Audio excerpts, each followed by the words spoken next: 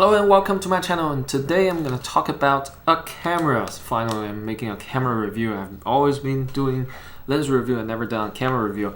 Today I'm gonna review the Sony A6300, my little run and gun video camera that I adore very much. So I bought this camera in April 2017. That means this camera has been with me for almost 3 years. I bought it when it was only 1 year after its release, and the price was still a little bit high. It was about 1,000 euros, up more or less, sometimes higher, sometimes lower. I bought it when it was a little bit lower. It was 950 euro. But if you look at it now, you can find it used at price point of 500 or 600 euros. So it's so much cheaper. Even brand new one, body only, it's a few hundred euros cheaper. So you can find a really good deal now. And well, even though I paid a lot more, I do not regret, because it did help me capture a lot of wonderful moments and made a lot of interesting videos. And the reason I bought this camera was because I wanted to shoot more video, because I was vlogging a lot with my A7 original A7 Fullframe Mark I, which doesn't have very good video feature. The autofocus was also slow, so I wanted to have a 4K camera, and all the 4K available 4K cameras in Sony lineup in full frame are A7RII and A7S2. They are super expensive at that time, was 2,000 even 3,000 euros on Amazon at that time. So there's no way I could get those cameras. So I was saving up for either A6500 or A6300, and then I went for A6300 because it was about 500 euro cheaper than A6500. Now the specs, I'm sure you're all familiar with this the Sony APS-C lineup already. This A6300 has a 24 megapixel sensor, really good sensor, and 24 megapixel is a lot. It's produces very sharp, very good images. It can shoot up to 11 frames per second. I rarely use that high frame rate. You can choose in your frame rate mode, what's it called? You can choose how fast you want to shoot. So you can shoot a single picture each time, or you can shoot slow, click click click, or you can shoot mid, click click click click, or you can shoot super fast, click click click click click. That's 11 frames per second. I almost never shoot that because it's useless shooting so many photos in a second, because I don't usually shoot sports, so I don't need to capture the perfect moments in sports or something. Usually I put it, if it's an event or something, maybe I put it on mid speed, or I put it on low speeds. That's more than enough for me. But that's something you know, it's an advantage. If you want, you can shoot at very high speed. And it has 425 points phase detection points, so it was one of the fastest camera on the market at the time. So today is still a really fast camera. When it first arrived and I opened the box and put a lens on it, I was like, wow, the camera is so snappy, the autofocus is so snappy, so fast. It's incredible. Wherever you point, it immediately lock on. It's so different when you come from A7, old A7 model. It's just mind-blowing how fast it is. But now I think everybody's used to it. New Sony models all have fantastic autofocus features, so I think you are already used to this kind of autofocus. But anyway, yeah, the autofocus is really good. So I mainly use this camera to shoot 4K videos. It downsamples 6K video into 4K. It shoots 6K internally and then export 4K file. So that means you can get really sharp, super sharp image. It is sharper than my A7RII and A7S2. It's incredible. The 1080p is quite softer. If you compare this to a full frame camera by Sony, like if you compare this to Sony A7RII, you shoot 1080p videos. This A6300 is gonna be softer, and that's being a weakness for Sony's APS-C lineup. I don't know why it is so, but yeah, the 1080p isn't as good. So combined with the fast autofocus, you can use this camera to shoot a lot of wonderful stuff, run and gun, all type of shoots, vlogging or sports if you wish. So yeah, it's a wonderful little video camera. It's a great budget 4K camera if you're already in Sony system. Otherwise, you can look at Panasonic, like a GH4 or G7, something like that. They all have very wonderful features, a flippy screen and 4K and stuff. Alright, so the camera body itself is very well built. It's very premium looking body, magnesium alloy. Very good quality, very durable as well. After 3 years, I don't see it, like it doesn't look like it's used at all. You have a flippy, it's not really flip out screen. You have this tilting up and down a little bit, typical Sony monitor. Not really that awesome. So for vloggers, it may be an issue if you are the kind of vlogger who wants to see your composition all the time. But I'm already used to it. I don't mind that much. And the grip is not as big as many of the new models, but I'm totally fine with it. I have small hands, and I never felt it. Even if you don't have a grip, I can still use it. I don't care. Even if it's just a brick, I can still use it. It's not an issue for me. Battery life. Sony is notorious for its short battery life. But just yesterday I shot my tennis session about 55 minutes straight on one battery in 4K video.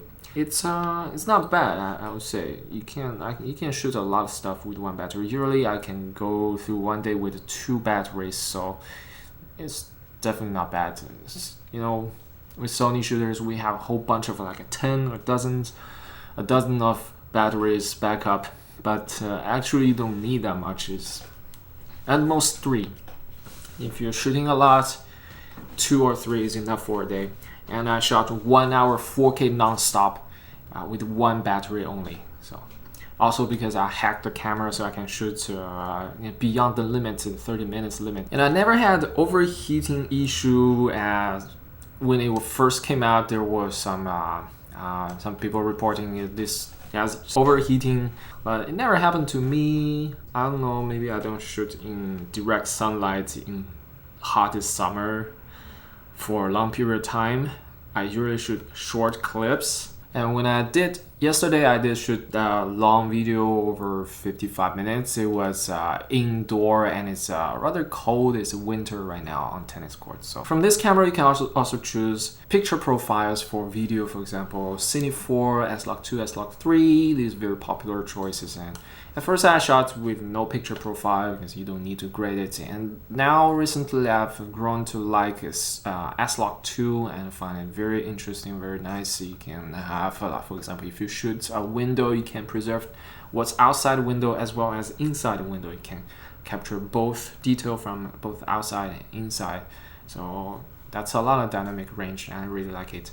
Now, image quality wise, it is no worse than a full frame. Definitely it can compete with full frame. It's just it's APS-C format. I've done some comparison in the past. You can find my old videos comparing to my A7 or A7RII. If you don't look at the difference in pixel count, like if you compare it to A7RII, obviously you have disadvantage because it's 24 megapixel, but the image quality is definitely on par, and it can result very good professional level images if you use the good lenses. It all comes down to the lens choice. You can use, for example, the old from the old Sony A105G lens to the Sigma prime lens series like 16 f1.4 or was it 30mm, 56mm? Those prime lenses, they are wonderful, fantastic lenses. To now recent releases, the Sony 16 to 55 f2.8 lens, and there's another telephoto lens. If you use these lenses, the camera can produce fantastic footage and image quality. It can compete with any professional level camera, so don't worry about the image quality. Is definitely top level. So about the usability, this camera is small and very lightweight, so you can really carry it around anywhere you go. It's really a huge advantage over the full frame cameras, especially if you add if you use pancake lens, something like this tiny, you put it on the APS-C, the 6300. You can really just put it in, stick it into your pocket, and you can just carry it around with you all day long. I personally use the 10 to 18mm f4 lens. It's a fairly small lens as well. It's not that big, so you can also carry this around very easily. Put it in a bag or put it in the pockets, even if you have a big pocket. What I don't like about it is that the camera body doesn't have an in-body image stabilization, the IBIS.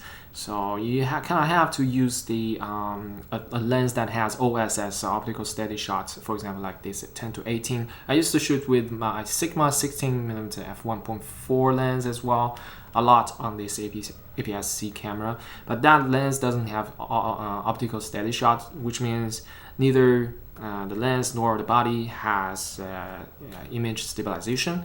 So that was a little bit difficult sometimes when you shoot, if you want to shoot the landscape, like a panning, it's gonna be a little bit shaky, but at least it's a wide angle, so it's not that noticeable. That's something you have to pay attention. If you want in-body image stabilization, you have to choose the A6500. So for this reason, I think the new Sony 16-55 f2.8 would be a very bad matching for this camera, because that lens also doesn't have the OSS, which means it's going to be difficult for you to shoot, especially on the long end. If you zoom in to 55mm, it's going to be all shaky and jiggly. It's going to be bad. So I guess if you want that lens, maybe you don't want this camera. So in conclusion, is it still worth it in 2020? Well, I think the A6100 can pretty much do everything this camera can and even more.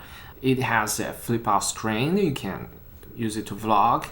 What it doesn't have is picture profile. I think it doesn't have S-Log or Cine profiles. But otherwise, it's only better than this camera. If the price of 6100 drops over time in 2020, then I think it's gonna be a better choice.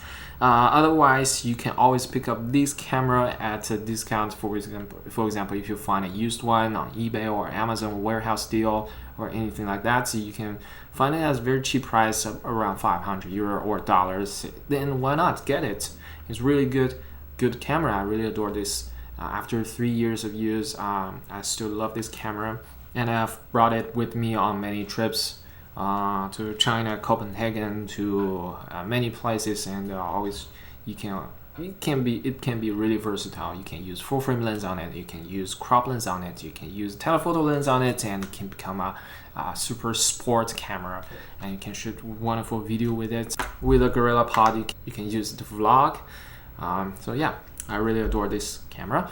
And that's it for my review, and thanks for watching. If you want to purchase something, even a new model, you can click on any of my links and just search your new model, and that will give me a tiny little commission to help me build a channel, help me grow the channel.